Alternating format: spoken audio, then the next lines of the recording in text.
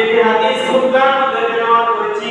হাদিসটি আহমদের মধ্যে এসেছে, আবু দাউদের মধ্যে এসেছে। 3764 নম্বর হাদিস।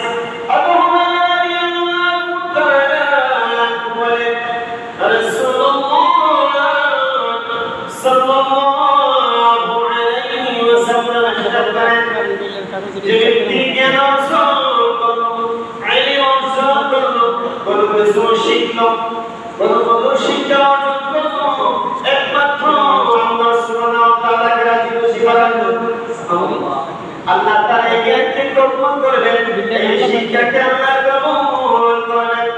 আর অপরদিকে তার বিপরীতে কোন ব্যক্তি যদি কোন কিছু শিক্ষা গ্রহণ করে, অর্থাৎ কোরআন হাদিস করে, ইসলামিক কোন জ্ঞান অর্জন করে, আধুনিক কোন জ্ঞান অর্জন করে, দুনিয়াবি লোভের জন্য টাকা পয়সা প্রাপ্তির অর্থাৎ দুনিয়াবি সম্পদ লোভের জন্য কোন জ্ঞান অর্জন করে থাকে, যেমন আমরা শিখাই ছোটবেলা আমাদের ছেলে মেয়েদেরকে কেজি শুরু হয় যেন ইংলিশে ভালো করে, গণিতে ভালো করে, বাড়ি করলে ইংলিশে প্রফেসর হবে, মোটামুটি টাকা ইনকাম করবে।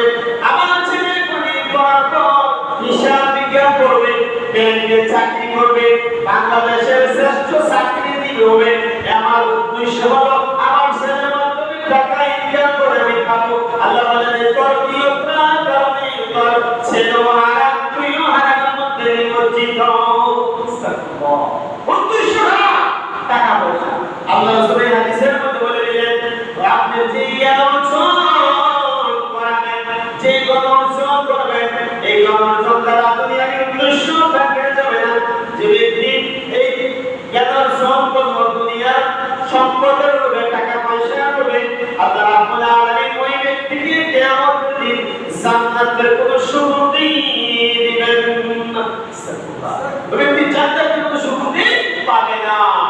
যে জ্ঞান অর্জন করেছে কিসের জন্য? দুনিয়া পাওয়ার জন্য। যে আমি হুজুর হলে, আমি শিক্ষক হলে, আমি একজন ইঞ্জিনিয়ার হলে, আমি একজন বই থেকে পাস করা ইঞ্জিনিয়ার হলে ওটা টাকা আমি পাবো। আমি হুজুর হলে ওয়াজ মাহফিল করে লক্ষ লক্ষ টাকা ইনকাম করবো। এটা হারাম।